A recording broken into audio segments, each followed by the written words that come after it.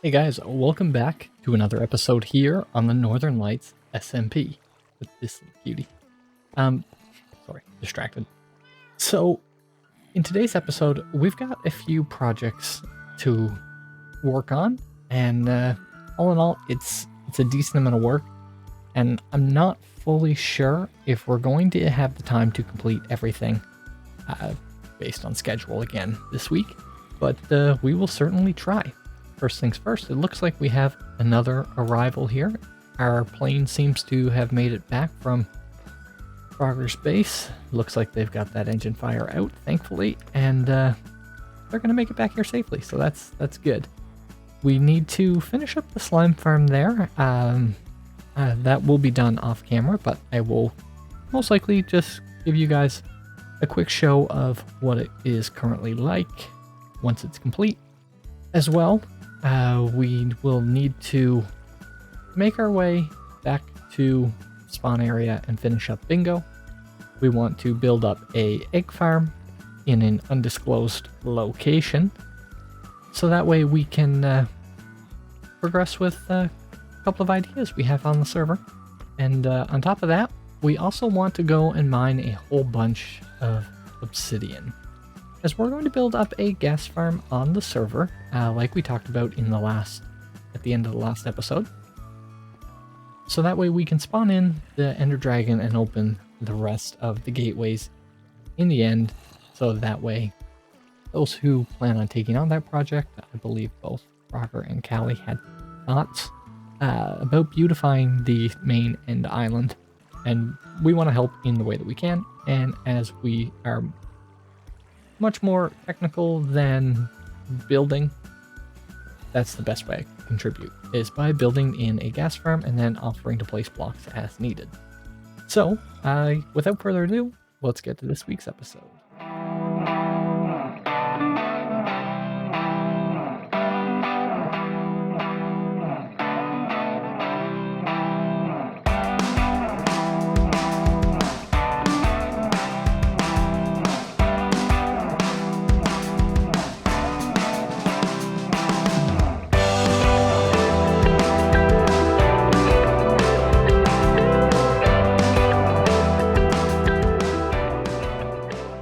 Hey guys, here we are on the nether roof. Callie's gold farm is just behind us in the distance, over past those red mushrooms. And today we're going to be building up a ghast farm. As you can tell by the color of the sky here, we are in a soul sand valley. That should give us the most amount of ghast spawns. Yeah, so like we said in the last video, we're looking to open the rest of the end gateways. And so for that, we need end crystals. To make end crystals, you need ghast tears. So, ghast farm. Yeah, I don't think it can get much simpler than that. We're actually going to be following a tutorial this time by Ab Fielder. I'll have the link in the description below. And seems like a rather simple ghast farm. We're not going to be building it up nearly to the size that he has, as we only want it for the few ghast tears. Not as a source of gunpowder, as we have the server community creeper farm, which is more than productive for the needs of the server. So, yeah, without further ado, let's get to building this thing.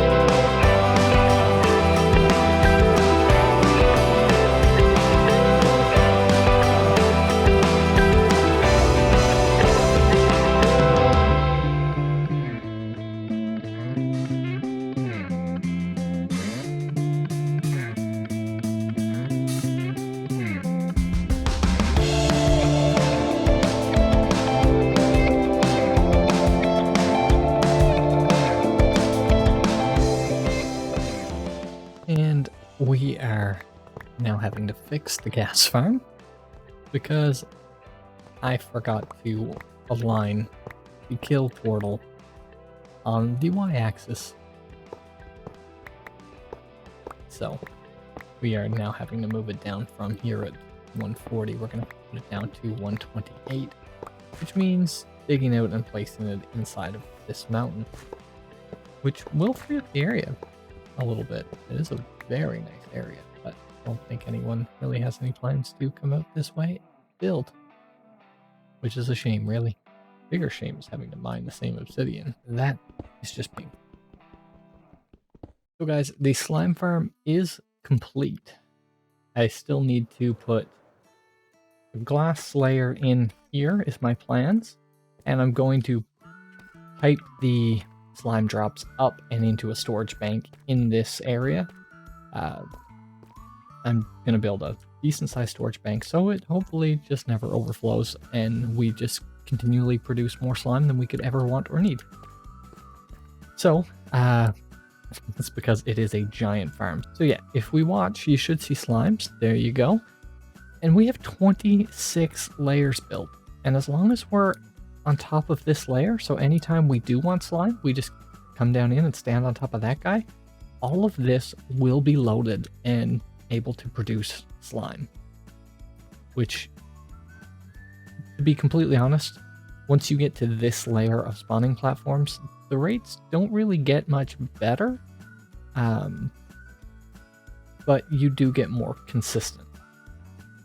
So, yeah, super productive slime farm, and we do have a bubble vader and a drop chute, but just behind this wall at this moment to get ourselves down to where those drops are coming in, and that's probably what we'll use to bubble vate the drops up, and then I'm thinking we'll actually run it all the way around the room in a water stream, just a constant water cycle, and we'll have just chest banks all around every wall of just slime collection.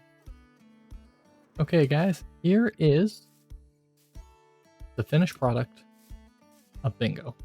Well, almost finished product. We still actually have to come back and put in the redstone, but I wanted to get the face done, and personally I think it turned out really well. So once we get the redstone put in, we will change these signs here to say the input barrel and the reset barrel, and we'll have a book here explaining how to play. We do have some item frames put up, and I think we can put, say, the winner's head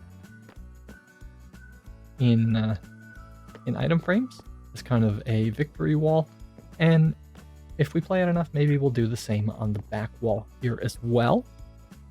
But yeah, this has been a fun project to work on, and we've actually gotten help from Deus, Frogger, and Callie on this build. Deus came to help with the original dig out and shape and layout of where we were going to put in the bingo cards.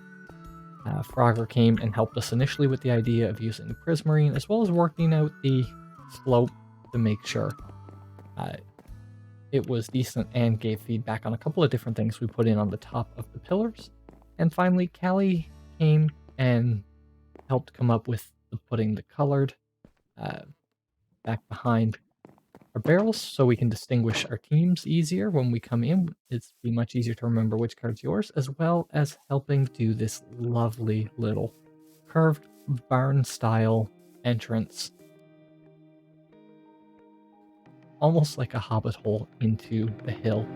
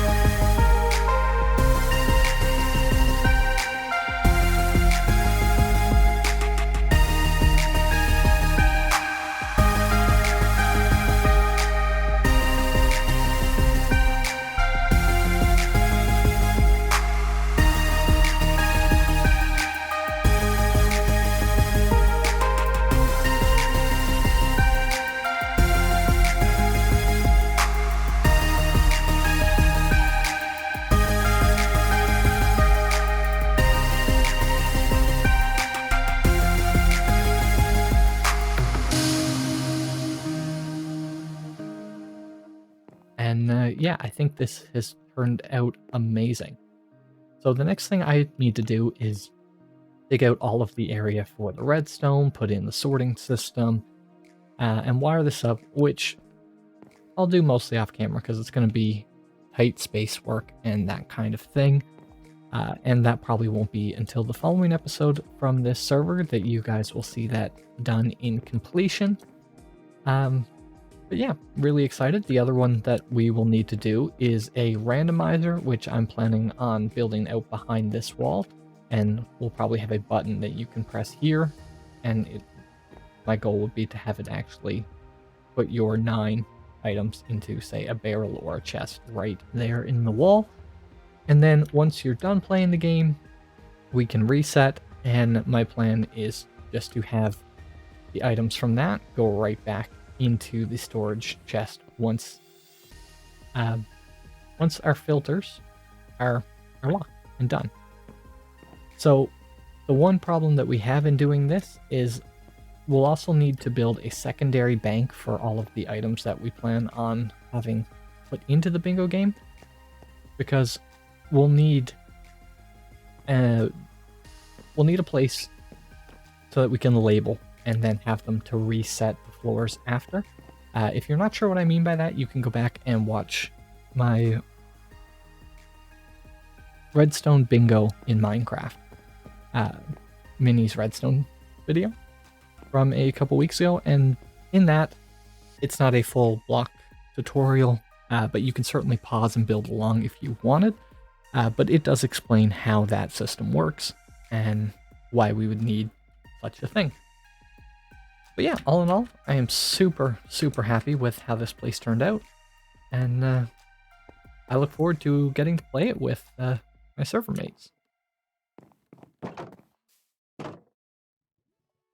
Okay guys, so we are here at an undisclosed location, and this undisclosed location is our new farm.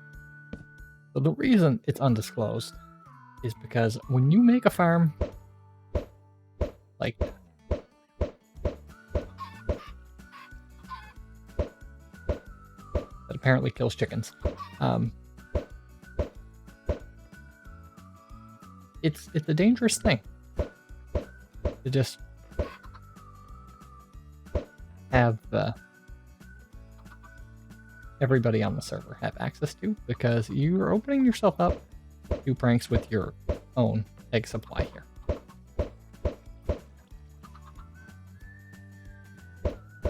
So we will get ourselves a whole bunch of chickens and let them sit on top of this hopper. And this will be our egg farm for a couple things that we have planned. And that's the only hints that we are giving to our server mates. So we did build in a decent amount of storage because we're going to want it. And yeah, a couple of pranks that we have in mind for this is going to be great.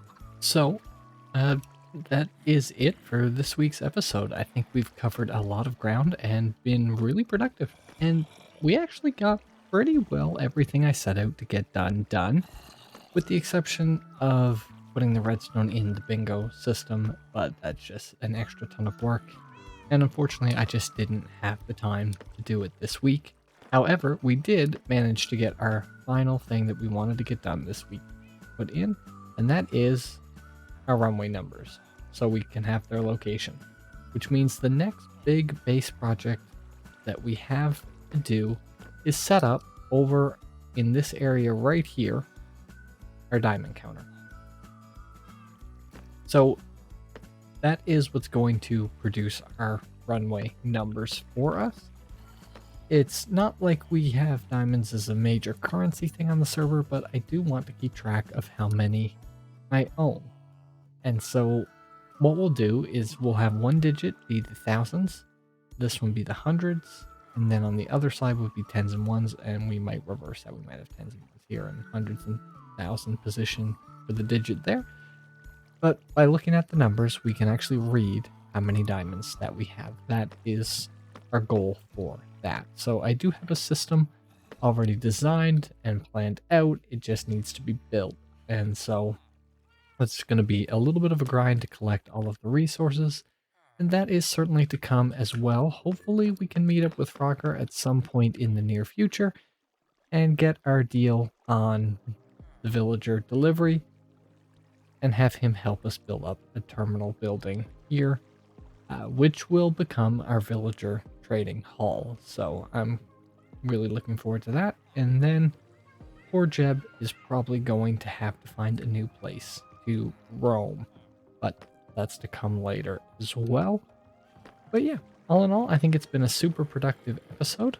And yeah, you guys know the drill. Like this video if you did, subscribe if you haven't already, and I will see you guys in the next episode.